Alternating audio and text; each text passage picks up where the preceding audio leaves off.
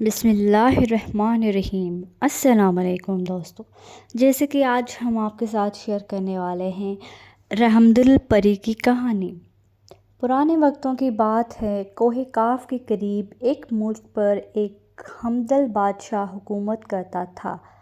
اس کی رحم دلی اور انصاف پسندی کی وجہ سے رعایا اسے بہت پسند کرتی تھی۔ اللہ تعالیٰ کا دیا ہوا یوں تو بہت تھا اس کے پاس، مگر اولاد نہ ہونے کی وجہ سے وہ اور اس کی ملکہ ہر وقت اداس رہتے تھے۔ ایک دن ملکہ محل کی کھڑکی سے شہر کا نظارہ کر رہی تھی۔ اس نے دیکھا چند سپاہی ایک بوڑھے آدمی کو مار رہے تھے۔ ملکہ نے کنیز کو حکم دیا کہ سپاہیوں اور بوڑھے آدمی کو اس کے حضور پیش کیا جائے۔ ملکہ کا حکم کون ٹال سکتا تھا؟ فوراً سپاہیوں اور بوڑھے آدمی کو ملکہ کے سامنے حاضر کر دیا گیا۔ ملکہ نے دیکھا غریب بوڑھے آدمی کے کپڑے پھٹے ہوئے تھے، اس کے جسم پر جگہ جگہ زخموں کے نشان تھے اور ان زخموں سے خون بہہ رہا تھا۔ ملکہ نے سپاہیوں سے پوچھا، تم بوڑھے آدمی کو کیوں مار رہے تھے؟ اس نے کیا جرم کیا ہے؟ ملکہ کی یہ بات سن کر سپاہی بولے، ملکہ عالیہ، یہ شخص چور ہے، ایک جگہ چوری کر کے بھاگنے کی کوشش کر رہا تھا۔ لوگوں کے شور مچانے پر ہم نے اسے گرفتار کر لیا۔ اس نے ہماری گرفت سے بھاگنے کی کوشش کی، اس وجہ سے ہم اسے مار رہے تھے۔ ملکہ نے بوڑھے آدمی سے پوچھا، کیوں بڑے میاں، تم نے اس عمر کی چوری کیوں کی؟ یہ سن کر بوڑھے آدمی کی آنکھوں سے آنسو آ گئے۔ وہ روہن سا ہو کر بولا، ملکہ عالم، میں سوداگر تھا۔ کچھ عرصے پہلے میرے جہاز سمندر میں طوفان آنے کی وجہ سے ڈوب گیا اور سارا سامان ڈوب گیا۔ انہیں اب کوڑے کوڑے کو محتاج ہو گیا ہوں۔ میرے چھوٹے چھوٹے بچے 2 دن سے بھوکے تھے۔ مجھے ان کے لیے کھانے کا سامان خریدنا تھا، مگر میرے پاس ایک پیسہ بھی نہ تھا۔ اس وجہ سے مجھے چوری کرنا پڑی۔ بوڑھے آدمی کی یہ بات سن کر ملکہ کو بڑا دکھ ہوا۔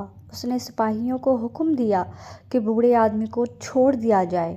سپاہیوں کے جانے کے بعد ملکہ نے بوڑھے آدمی کو اشرافیوں کی ایک تھیلی دی اور کہا، تم ان اشرافیوں سے اپنا کام دوبارہ شروع کرو، دیکھو اب تم کبھی چوری نہ کرنا۔ بوڑھا آدمی اشرافیوں کی تھیلی لے کر جانے لگا تو اس کے دل سے رحمدل ملکہ کے لیے بہت دعائیں نکل رہی تھیں۔ اس نے ملکہ سے کہا، ملکہ عالیہ، اللہ تعالیٰ آپ کی جھولی مرادوں سے بھر دے اور آپ کو ایک خوبصورت بیٹی کی ماں بنا دے۔ یہ کہہ کر بوڑھا آدمی محل سے چلا گیا۔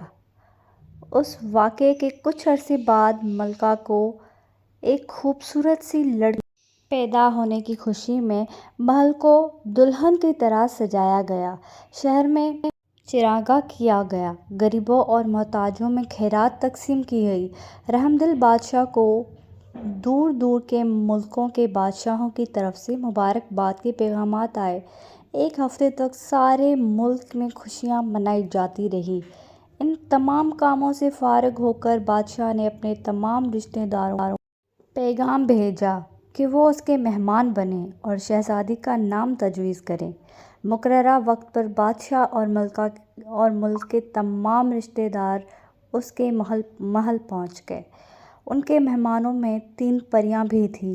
انہوں نے بادشاہ کو یاد دلا دیا اس نے آبی جادوگرنی کو دعوت بھیجی ہی نہیں، اسے اس بات پر بڑا غصہ آئے گا، کہیں ایسا نہ ہو وہ غصے میں شہزادی کو نقصان پہنچائے۔